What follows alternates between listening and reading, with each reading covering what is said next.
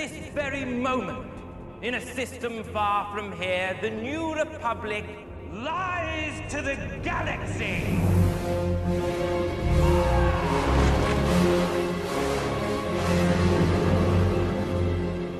All remaining systems will bow to the First Order.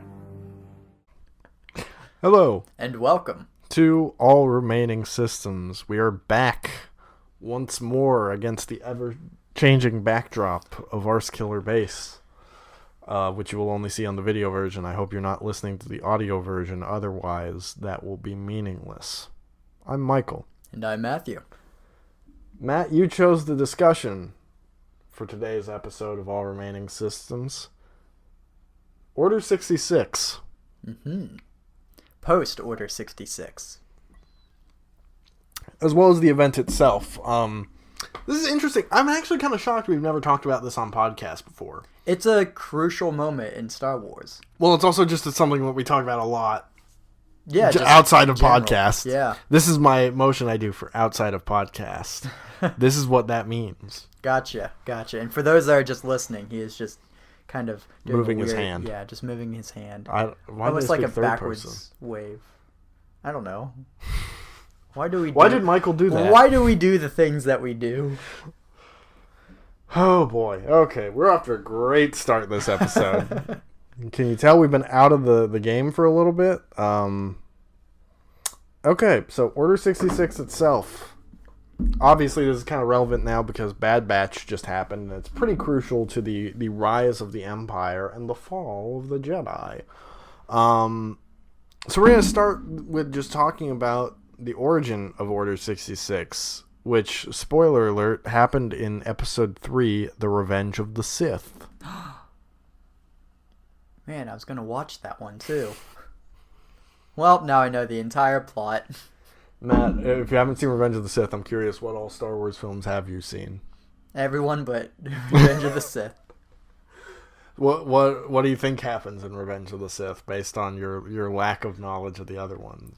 Okay. Or your lack of knowledge of it, rather. So the clones were like, you know what? Stormtroopers now. And Yep. they were just like, yeah, that sounds good. And they started a union. And Palpatine was just like, you know what? I just feel like getting old. So he just does. Okay. And he's like, you know what? I'm just going to be Emperor. That's what I'm going to do. And then Anakin was just like, you know what? Black's pretty cool, so I'm going to wear that. And everyone comes like, to these hey, decisions very casually in your version of Episode 3. You're wearing a lot of black. And he's like, yeah. And he's kind of like bully Tobey Maguire. Yeah. And he like dances on him a bit. You're like, and I'm he's gonna like, put some stop dirt in it. your eye. He's like, stop it. That's like the whole Sith ideology, dancing just without any music. And he's like, I can dance when I want to. You don't own me. And so he tries to cut him up a little bit. And smack him around a little bit. Yeah, just smack him around a little bit. And Obi-Wan was like, you know, that's not very cash money of you. I'm going to send you to the Shadow Realm. To the Gulag. And so he has to fight another person to get out, of course. And he does. He wins. So he gets back out and he parachutes back down to get all his loot. And then the clones are like, hey, you don't like Obi-Wan? And he's like, yeah. And they're like, well, just join the Empire. It's like, okay. And they build Death Star together. And, and Padme's pregnant. And that just happens.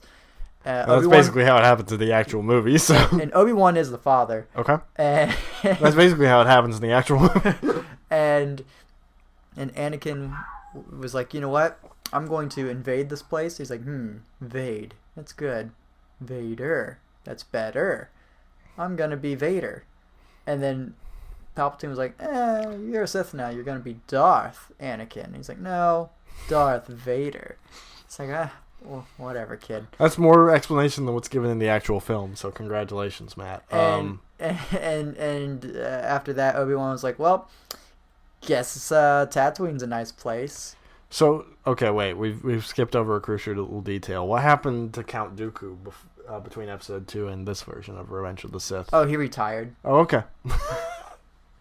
All right, Matt. You got most of it right, but I'm going to fill you in with one crucial detail you missed, okay? Okay. There's this dude His name's General Grievous. Okay. He's a robot man. Okay. And he runs around like a spider. Okay. He's got a bunch of lightsabers. Why? Is he a Sith? No. Well, is he a Jedi? No. Well, okay. He's a bad guy. Okay. Why has he got a bunch of sabers? Because he has a collection. Oh. Like, just for funsies? Well, he also uses them poorly. Oh. He gets 2 of his hands cut off in like 30 seconds. Well, why does he think he knows how to use them? Because he was trained in the Jedi arts by Count Dooku. Really? When? Dooku retired? Before he retired.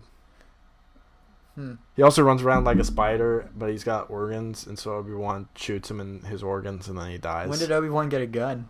He found it on the ground. I guess that makes sense. There's guns everywhere. There's guns lying on the ground everywhere in Star Wars. Yeah. This is before or after Anakin chose to wear all black? Yes. Okay. It was during the transition? It was at the exact same time. Oh, okay. It's not like 24 where events occur in real time. It's all happening. It's like Saw where multiple things are happening simultaneously across different movies. Okay. So anyway, now we're actually going to talk about real Star Wars. For the record, I actually have seen Revenge of the Sith several times.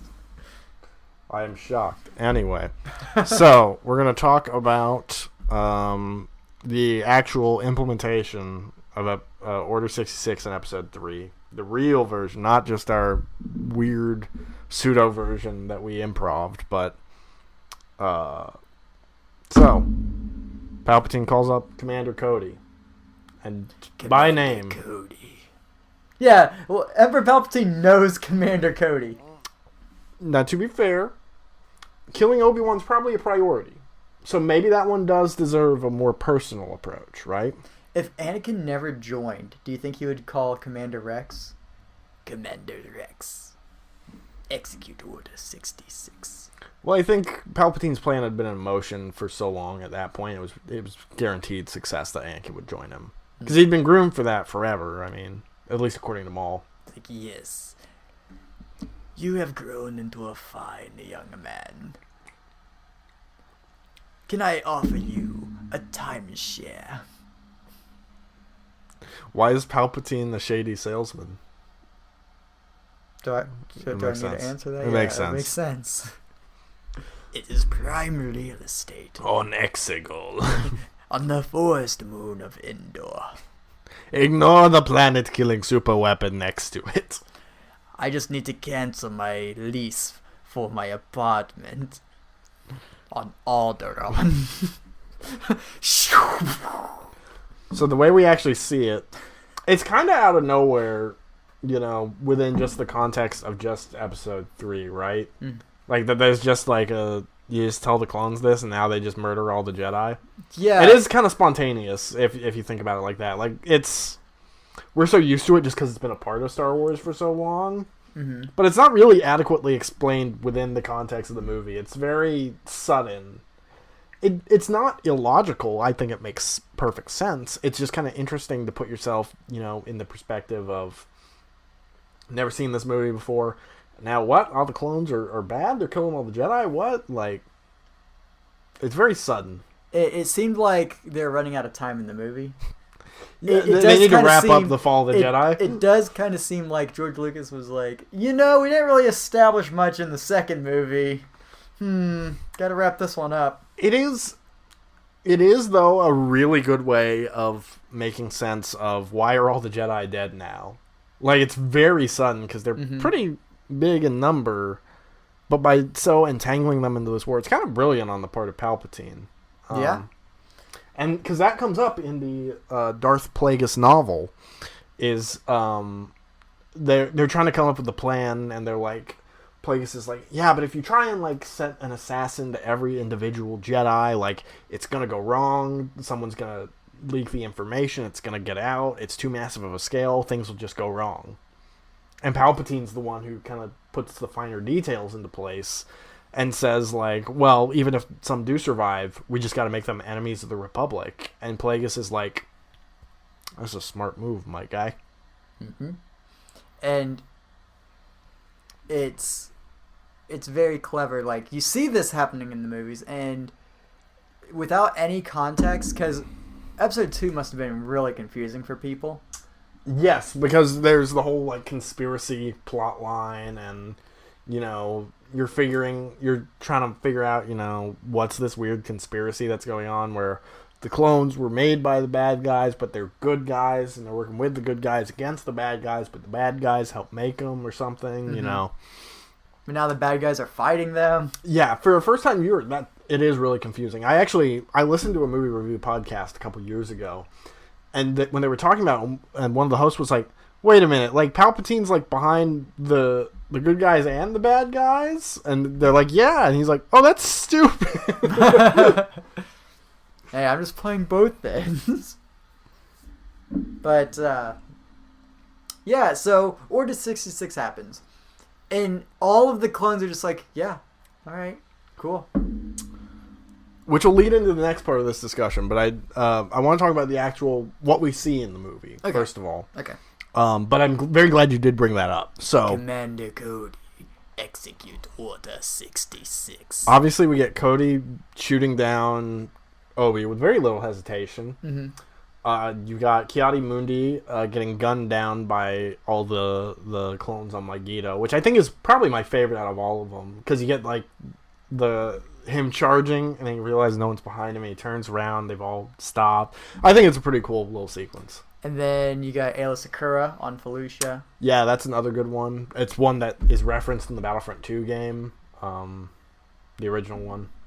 I have to specify because it's confusing. You've got Plo Koon getting shot down. Plo Koon, that's the other one. Stas Ali, that's the last one on the speeder bikes. That's probably my least favorite out of all of them. I just don't think it's that eventful. Then you have the attempted assassination of Yoda. That's right. Is it Gree? It's Gree. Commander Gree. Yeah, because he's wearing green. Yeah. That's how I was like, is that too easy? Or is that just the stupid way my brain connects? Everything with Yoda is green. That's just how it goes. Even his blood. It's green. Then I think that's well, you see the aftermath in the temple, obviously. Right.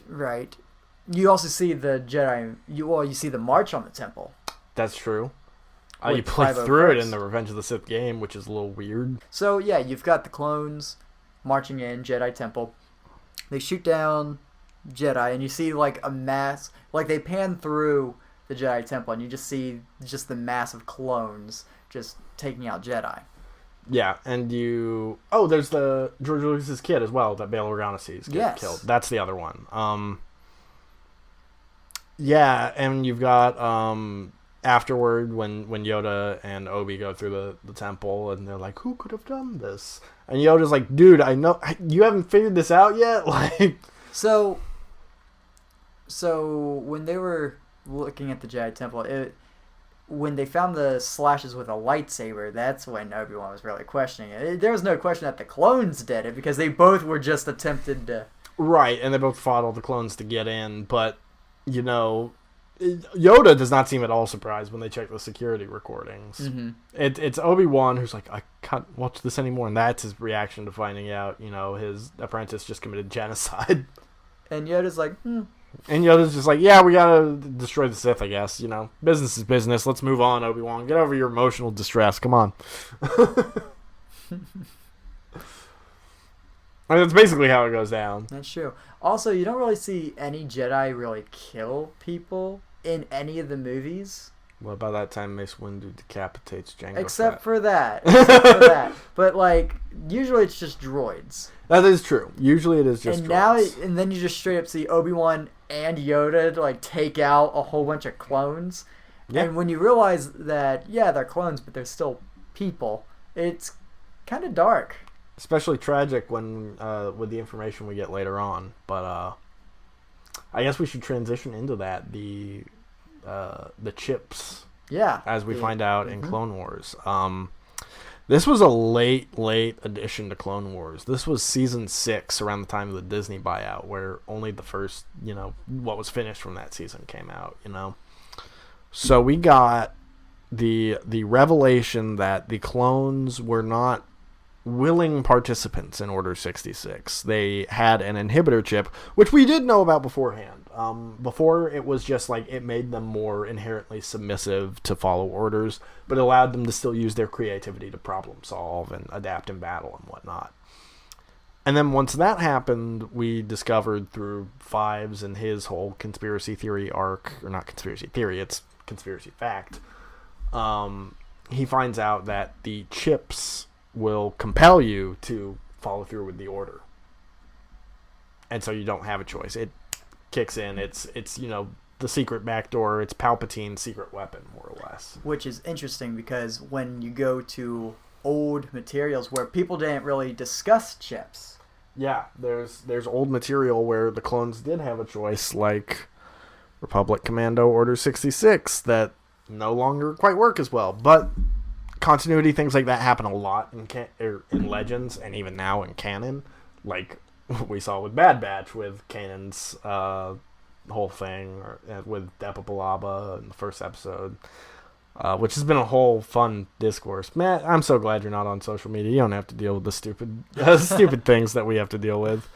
But yeah, what was your initial reaction to this arc and this new information? Okay, to the inhibitor chip? Yes. So, did you like that decision? Did you prefer it when the clones had a choice? So when the clones had a choice, it made it feel a lot darker. Because if you see the clones as kind of how the movies portray them as just these soldiers, it's like, okay, so they're just these heartless monsters kind of thing. Clone Wars fleshes them out a lot more. So when you think, well, these people that are willing to sacrifice themselves, not just for the Jedi, but for each other, and it makes you feel like, oh, well, then why would they be so willing to just kill off the Jedi like that? And it raises a lot of questions. So with the inhibitor chips, it was like, okay, it makes sense, but then you have all the material that shows the clones actively disobeying and helping the Jedi. Like so. Which that opens up a whole other medium where you can have a story of a Jedi survivor being like, oh yeah, my clones helped me out and they just reported me as dead. Yeah. When the inhibitor stuff first happened in Clone Wars, I was not a fan. I thought it was more interesting story-wise for the clones to have a choice. I thought that made their dilemma much more interesting for them to be, duty versus honor, more or less, or duty versus loyalty to the Jedi, loyalty to the Republic, and all that. And so when it was like, oh, they don't have a choice, they just have to do it because they got a thing in their brain, I was just like, that's cheap. I wasn't a fan of it. And I was like, logically, that creates another potential thing for people to very easily discover and find out, the purpose for the clones and whatnot. Because that's basically almost what does happen when Tup goes crazy. Yeah. But some of the newer stuff that's come out, which we'll get to in a sec, has kind of won me over on it. And I'm a much bigger fan of it now than I used to be. Let's see, what other...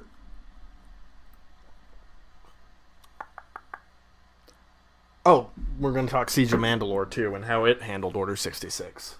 Okay. So we knew that, obviously Ahsoka survives, because she's, in Rebels. And we have that bit where Rex is like, yeah, we took out our inhibitor chips. And I was always like, how did you manage to do that if you didn't believe Fives, And then we see how that happens in Siege of Mandalore. Rex is lucky, Jesse not so much. Rip Jesse. Yeah, what did you think of the depiction of Order 66 in the Siege of Mandalore? It was interesting because when the order was given, it was just so sudden. But Rex, he was fighting it a little. Yeah, he had tears in his eyes as he was shooting Ahsoka. Yeah, and it calls into question how conscious they are, because he was actively fighting it. Yeah, is it a thing where, like, if you're a clone with strong willpower, you can fight it, or is it Is it involuntary even? Are you aware of it after? And I still want to know some of those details. Like, after Order 66, are the clones like, oh, why did I do that? Or are they like, what just happened? Where am I? You know, did they completely black out? Because... Or is it like, yeah, and it gives them this feeling that what they did was right. Yeah. Or does it have a lasting effect? Because there's that bit in Bad Batch where they get back to Kamino and they're like, why are all the clones acting so weird? So is it lingering? Does it stay on more or less? I'm hoping we find out more details about it. And is there more to it? Is it just Order 66? Or is Order 66... Or is it now that the Jedi are gone and the Empire's in power, they can stay active? Is it the Order 66 that... Did Palpatine plan ahead that Order 66 wasn't just to execute the Jedi, but to fall in line for an Imperial takeover? Which is interesting, then, that they would discontinue the clones after that, if that's, you know, an option. But again, the other thing I was going to bring up, the detail that really perplexes me that comes up in Season 7. When Rex is talking to Jesse, and Rex doesn't have his chip anymore, Jesse says this order came from Darth Sidious. That really calls into question to me whether or not they remember it afterward and what their specific programming is. Because why would Jesse know Darth Sidious? He wouldn't. Why wouldn't he say the Chancellor? Afterward, would he be like, Darth Sidious, who the hell is that? Why did I say that? You know, or would he have no memory of it? Would he remember him saying Palpatine instead? Why is specifically the Darth Sidious information in his brain?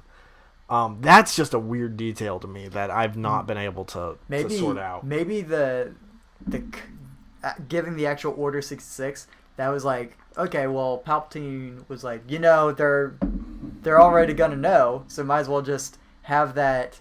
When I give that command, they'll know to call me Darth Sidious, or... Yeah, it's weird. It's definitely weird. And I think that it is an intentional choice. I don't think Dave Filoni just, like, threw that in there just haphazardly, you know. I think it was definitely a deliberate decision with the dialogue. So I'm interested to see where it goes and if we'll see that come up again in Bad Batch.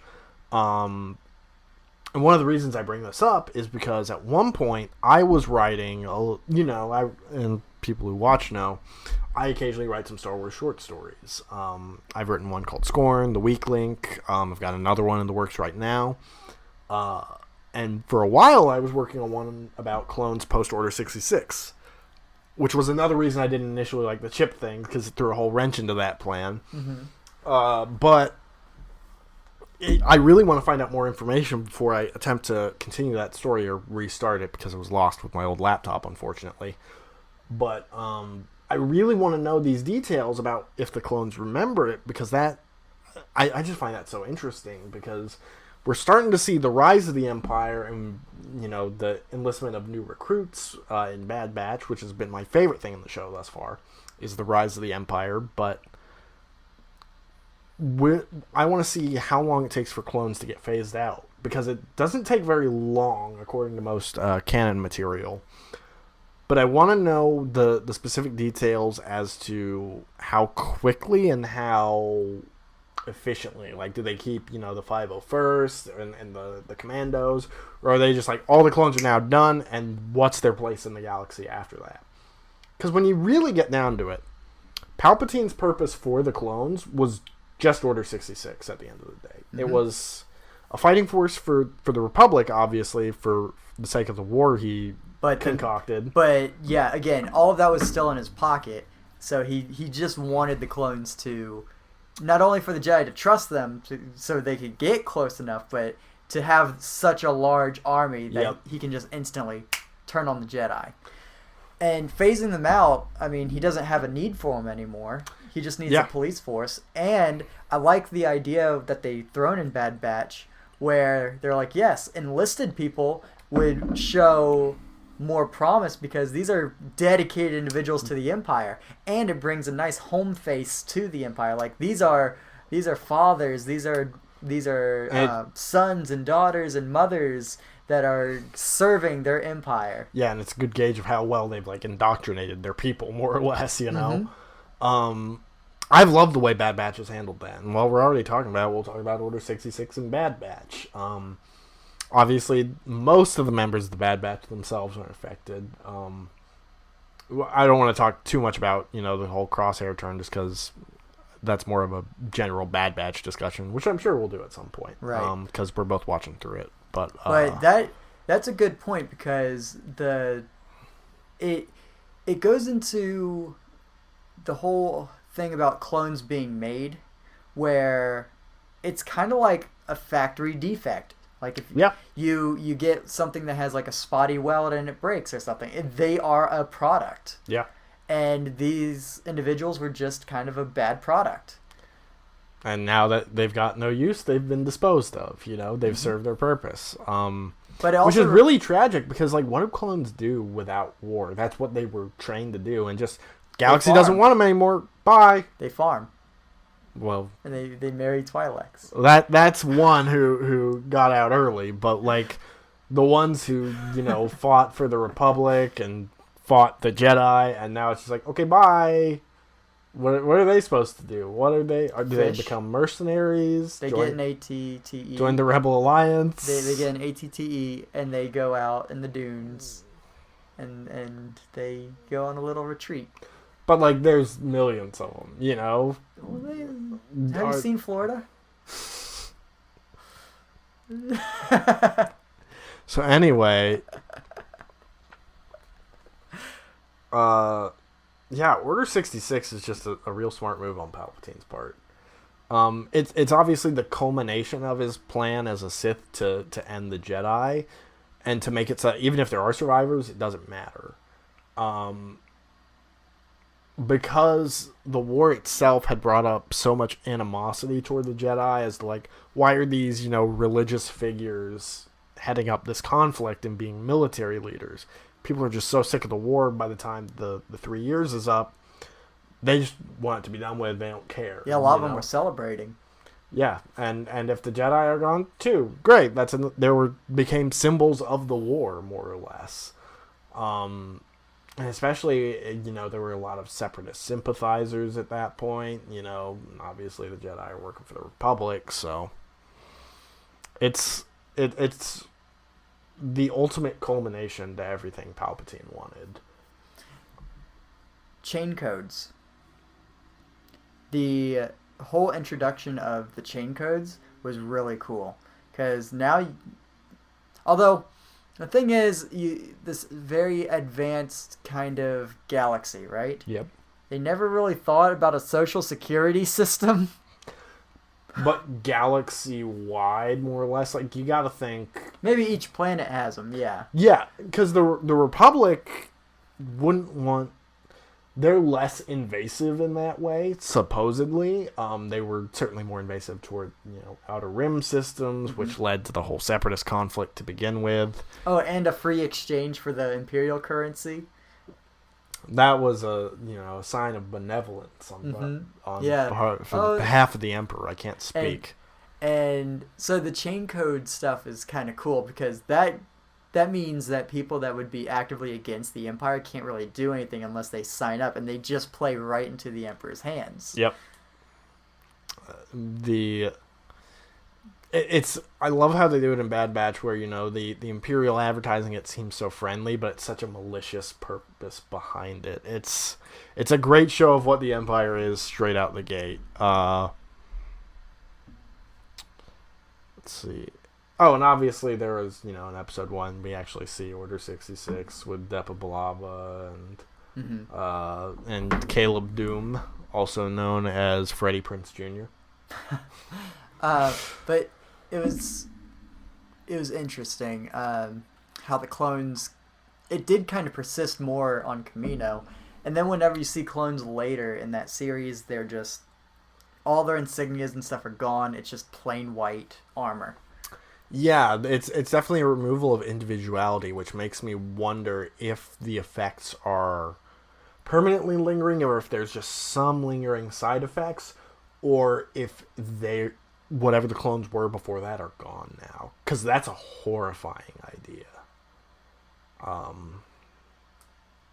It's really interesting, though. And that could be, another way of phasing them out is like rapid deterioration of the mind. Yeah.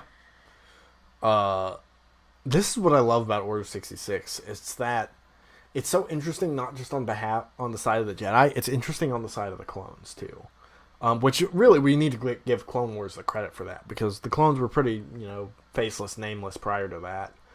But now we've gotten to a point where the clones are so defined by their personality and so defined as individuals. That we have main characters that are clones. Exactly. We've got a whole series about them that are, distinct individually, and that's why they're the Bad Batch, arguably, because that's not what the Empire wants. They don't want individuality, they want conformity, which leads me to maybe believe that maybe the effects of the chips are lingering, which is, wow, that's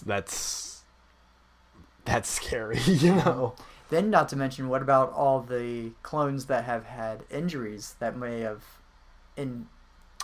affected the chip in one way or what another?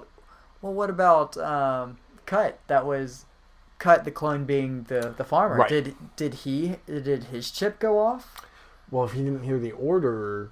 Ah, that's true. So some clones might be out of contact and never actually had the order.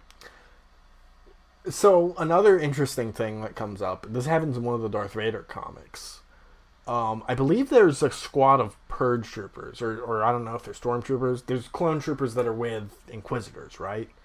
And a Jedi mind tricks them and says, execute Order 66. And so they start shooting at the Inquisitors. Does that mean that it can be triggered again because it wore off? Right. That's another factor I didn't actually put in my notes that I hadn't considered. Yeah, that's an that Vader interesting comic. thing. Like, because is Order 66 just a one order, or can it be repeated? So there are. It's also interesting. Order 66 itself is, at least in Legends, I don't know if it's still true in canon. In Legends, there was 150 contingency orders, they were called. That covered for all different types of scenarios. And I think 67 or 65, like the one before or after 66, was like, the Supreme Chancellor's gone crazy and needs to be detained. That's what that order is. And 66 happened to be the one where it's like the Jedi try to kill them all. So it was less suspicious when it stood out that way, whereas opposed to with the inhibitor chips thing, it seems like it was designed specifically for Order 66, without those other orders present. So I guess now we can talk about a few other examples of Order 66 that we've seen in other media, or other Star Wars media, obviously. So we have the OG Battlefront 2, where we actually... I'm glad you brought this up. Where we actually follow the 501st, and they have journal entries. Which are very well written. I think that's why people say that game had an amazing... It wasn't an amazing story. Like, it was a fine story, but it was really just those little bits in between that made it all work. And what was interesting is every journal entry... It ended ominously, because you knew, if you watched the movies, you knew what was coming up. Well, because it's also from the perspective of someone who's, seen the Rise of the Empire. It's I mean, that campaign's literally called Rise of the Empire, Yeah, and it's a first-hand account. These are the journal entries of the men that executed Order 66. And you even get the reference to Ayla Secura, like, I hope her death wasn't painful or whatever. Or it was quick. And then you get the March on the Jedi Temple mission. Which, like, wow, that's the best written thing in that entire game. And probably the most memorable thing in that entire game. Because the way it's like, what I remember about the rise of the Empire was how quiet it was. That whole monologue he gives about what became Operation Nightfall specifically was the Jedi Temple attack. That was definitely inspirational when I was originally writing the prelude to my post-Order 66 stuff, which has unfortunately been lost. Maybe I'll go back and write it at some point, but... Yeah, did you have anything more to add? Sorry, I kind of hijacked that away from you. It's all good. Well, what's really cool is in that particular game series, and other media you see it too, mostly in Legends though, is a clone uprising. Yes, which is another thing that people are wondering if we're going to see again in Bad Batch, because there's a lot of people, including myself, a little suspicious of the Kaminoans right now. Right, and not only that, but the clones were very loyal to the Republic. For the Chancellor. Now, has that line... Have you ever thought about that line? Like, can you imagine, like, a United States soldier yelling, "For the President"? Like, that's kind of weird. It's a little weird. Anyway, continue. I'm sorry. So does Order 66 make them immediately go, "Oh, hail the Emperor, like the Empire, yeah, we're for the Empire"? Or is it just like... Or is there still like a confliction of like, well, war's over. Why are we doing this? Yeah. Like, because now they're just policing people. Mm-hmm. They don't engage in large-scale battles. You know what they're trained for. Right. So their purpose is done, like we said. So now your average gunny, the guy that goes out there with a long rifle and just, trained to take on hordes and hordes of droids, he's out of a job. Guard duty. Yeah, he's putting restraining bolts on ships and droids and checking manifestos. Yeah, shipping manifestos, not like Yeah, serial killer manifestos. Yeah. Man, there's a lot of serial killer stuff in here. All right, go ahead. So that strikes me as odd. Like, that can't sit well with a lot of the clones. Yeah, that's what I was talking about earlier, where I'm like, their purpose is done, so like what is left for them, you know? Because the Empire doesn't have programs for like putting these clones back into society. They just throw them out and they're done. What we see in Bad Batch, it's not maybe the main focus, but there are still young clones walking through the facilities. Yeah. So they still have to grow up. And do they... Or... I hate to give the darkest possible answer, but... They are disposable. They're most likely euthanized. Like... Yeah. If not by the Kaminoans, by the Empire. Because the Kaminoans they would throw out defective clones who were not good. They would euthanize them like no one's business. Mm-hmm. Bad product. Yeah. Now, but here's the thing. With the Kaminoans wanting to make sure that they survive, because they survive off of the business. Yes. And if their business is no more... Then they're not going to just sit idly while the Empire crushes them under their thumb and they make no money. So, here's an idea. Okay. Just a thought.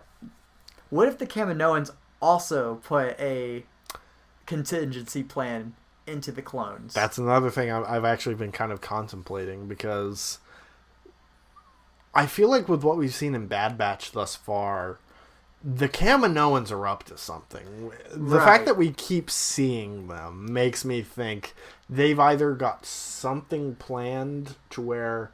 I don't think it'll be, a direct clone rebellion like it was, in the 501st Journal. Yeah, I don't think it'll be that, but I think they've definitely got some sort of contingency plan to save themselves from the Empire. And I have no clue what it'll be. But... So, when Palpatine was putting this order in... Yes. The Kaminoans were just like, yeah, that's good. We'll put these inhibitor chips that'll execute Order 66. They were just on board with it. Just straight up. Because they're like, well, they're paying us. We don't care about the war. Nothing. And you've got to think, like, well, at that time there wasn't even a war. They are so far outside the galaxy that, like, galactic affairs don't really concern them. At least they don't think, It's like, Republic, if the Republic falls, who cares? We made money. But you think that they would care a little when their world got attacked by the Separatists. Because that just drug them into the war. That's true, but at that point, they're so far in, Mm-hmm. It's not like there's any coming back from that. So do you think that they would euthanize the clones? Or do you think that they would just, for safety measures, be like, well, we need a way to defend ourselves from this new empire? I don't know, honestly. It could really go either way. I think it's possible the Empire might order the euthanization, but then they end up... repurposing them as a defense force, but I genuinely don't know where it's going, and I'm super excited to see. Of course, Palpatine... We're only a couple episodes into Bad Batch, in case anyone's watching this in the future. Palpatine could just straight up have another kind of research facility on Kamino for his dark purposes. He's got research facilities everywhere. Jakku, Exegol. But the Kaminoans have great cloning abilities, though. That's true, and he may just be like, Snoke. Let's move all this stuff to Exegol, you know? Yeah. Snoke. Luke's hand. Luke. So anyway, let's talk about some more depictions of Order 66. We've talked about most of the ones from the clones' perspective. There's also several from the Jedi perspective, which are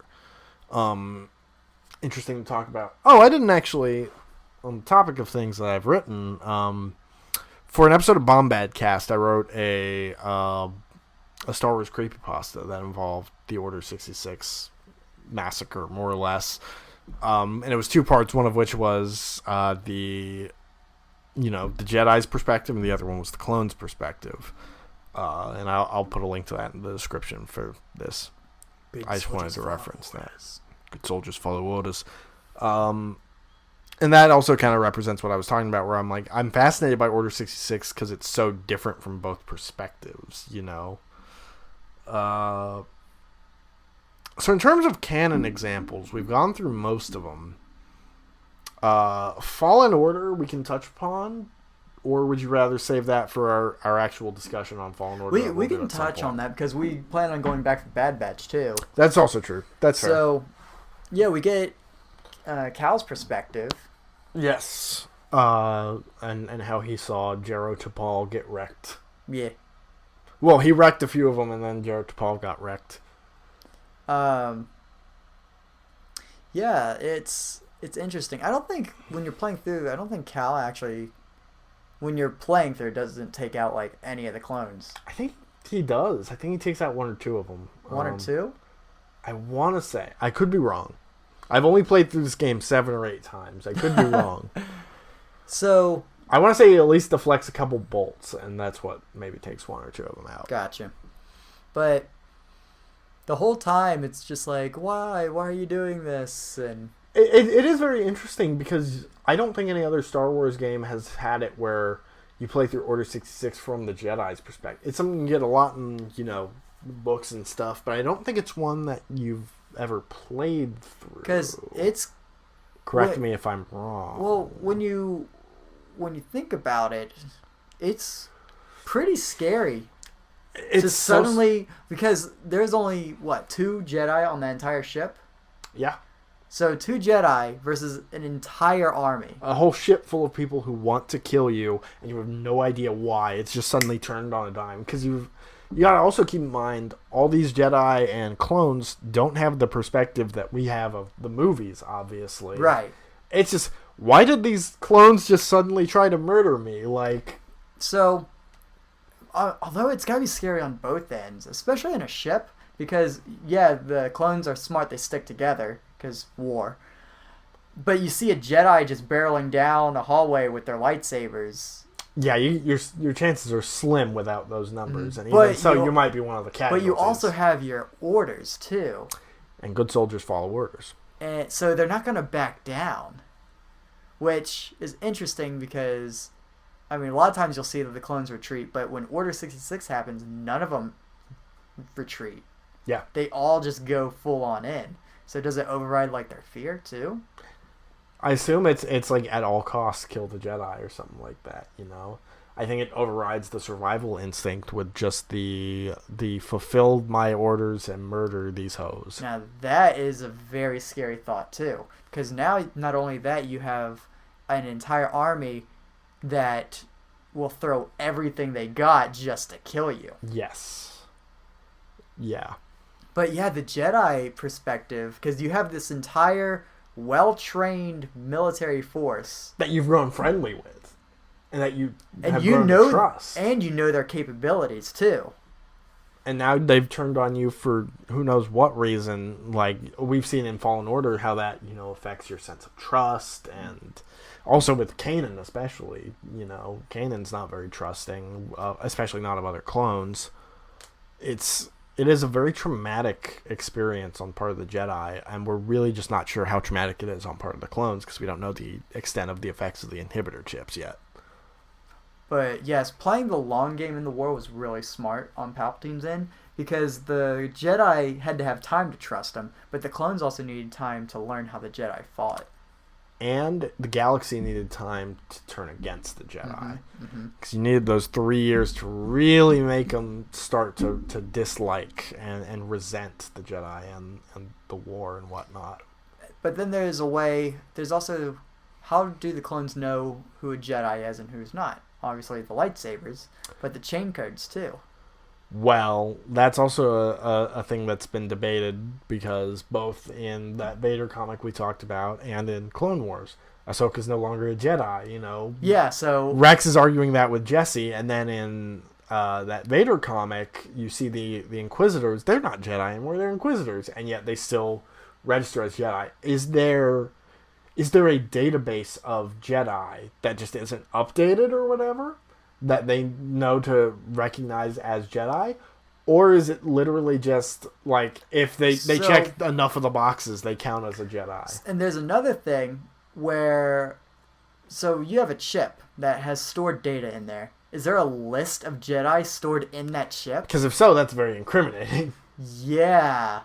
Because if there's a list of Jedi that are in the chip, that's like, why do they have it? And they could argue for the sake of so they know who to follow orders from.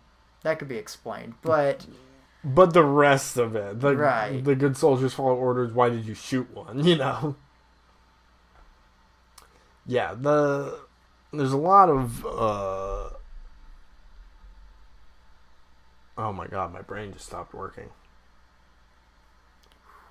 Execute Order 66. Good soldiers follow orders.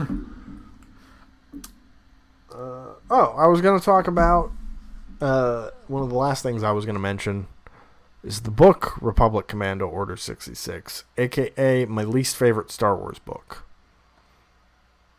Matt, you have not read this, so I will try and keep my thoughts brief so that you may resume speaking at some point. And it's not just me rambling endlessly about something I don't like because no one wants to listen to that. So, but I'm going to make them anyway. So, this is part of the Republic Commando series by Karen Travis. I think I've mentioned this on podcast before, though that may have been in the old episodes that were deleted. The Lost Files. Our holiday special. They're not in our archives, so they do not exist.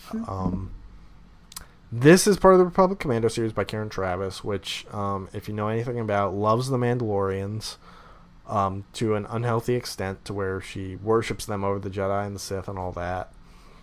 And this book is no different. Matt, we're going to play a little game.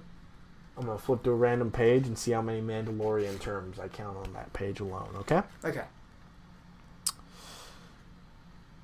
1, 2, 3, 4. Across 2 pages. We're going to do it one more time. 1, 2, 3, 4. Another 4. Yep. And that is just 2 random flips. Yep. So these books like the Mandalorians a little too much. And Order 66 doesn't even happen till the last 40 or 50 pages, I think. I read this book. I read the whole series in middle school so that I could get to this book. And this book is a bunch of melodrama bullcrap about a clone who has a kid with a Jedi and all that jazz. It's so boring and so boring. Yeah, I don't like this book. I don't like most of the books of this series. I'm sorry, I had to rant on that because I'm still mildly upset where I'm like, I'm a middle school kid. I see this book on the shelf. And I'm like, whoa, a book about Order 66 from a clone's perspective? I had never thought of that before. That's super cool.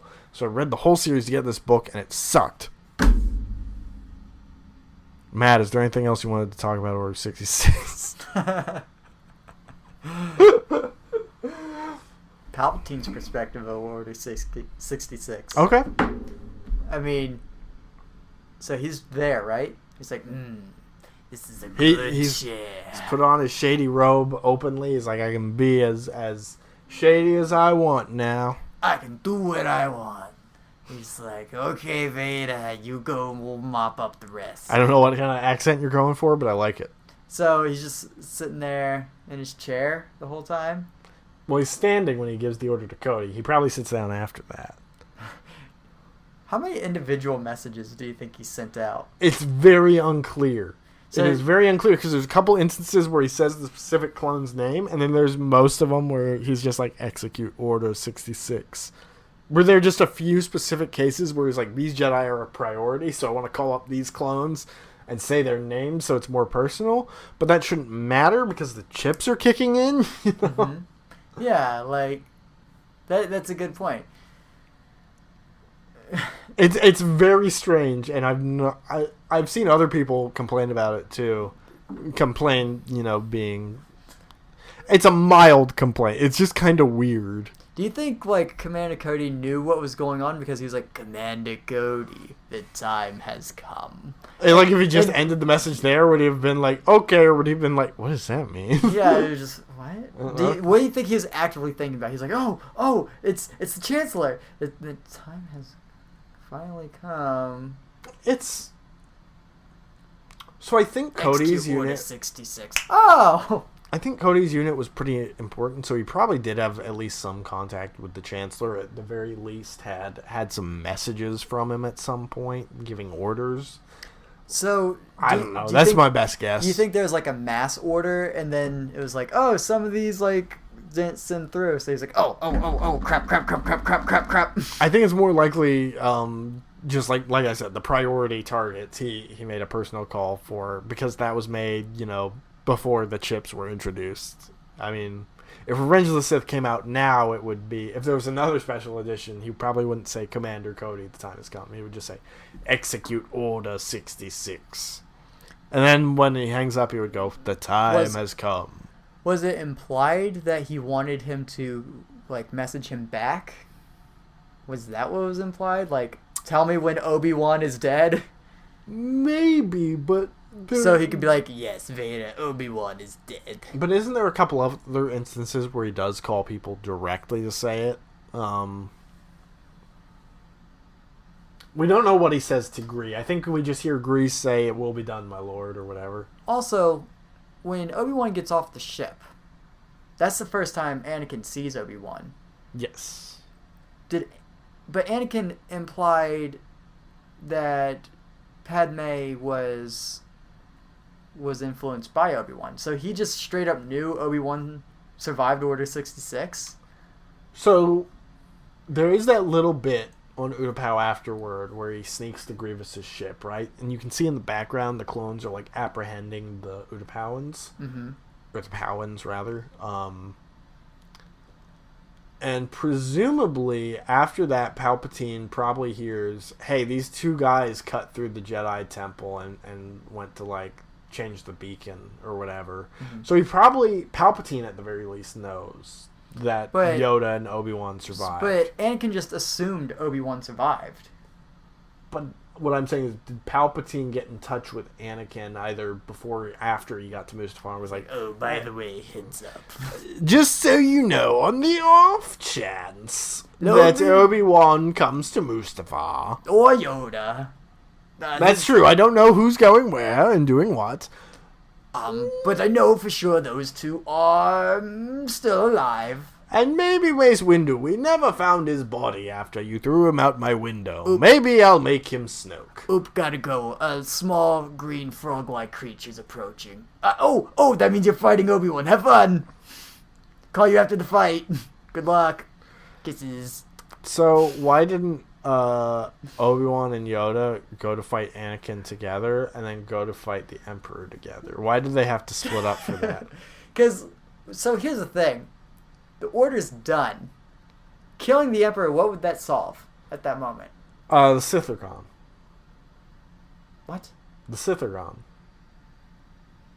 You deal with the Sith, even if the Empire's gone. But Anakin's still alive. Well, you kill him too. That's the next stop. Yeah.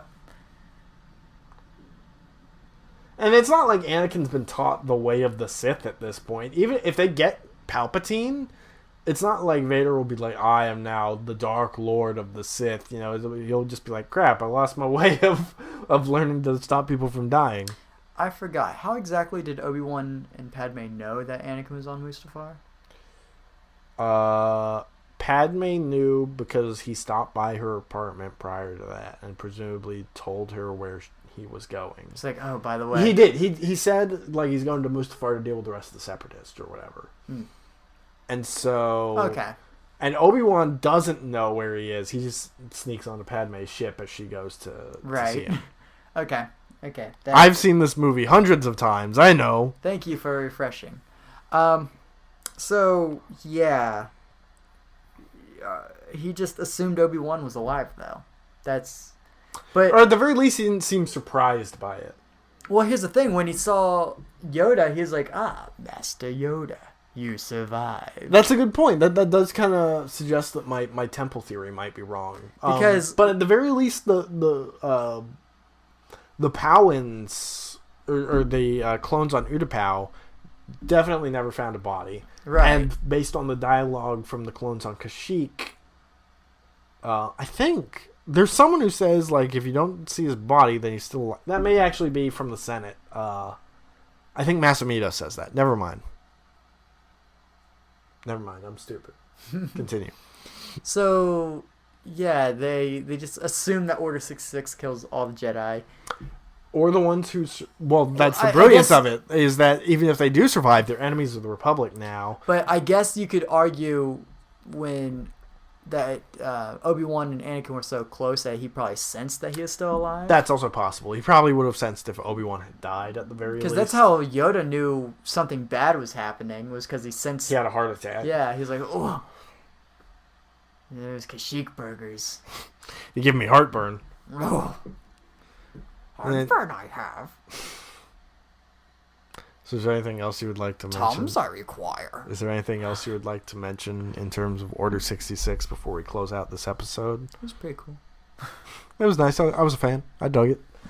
No, Order 66, in my opinion, is one of the most fascinating events in the Star Wars saga, beyond even just the movies, just in terms of all of canon and legends. I think it's super interesting, and I like talking about it. I like thinking about it, and I've greatly enjoyed this discussion. Yeah, Order 66 was alright. Palpatine did nothing wrong. I mean, they tried taking his power away. We would have done the same. So, with all that being said, thank you for watching or listening. If you're listening to this on podcast, go subscribe to our YouTube page. If you're watching this on YouTube, go subscribe to our podcast feed. Good soldiers follow orders. Good soldiers follow orders. Execute Order 66. Okay. So, with all that being said... The like button has committed a coup against the Emperor. It must be smashed. Yes, my lord. So, with all that being said, remember to support your local First Order. Down with you, resistance scum.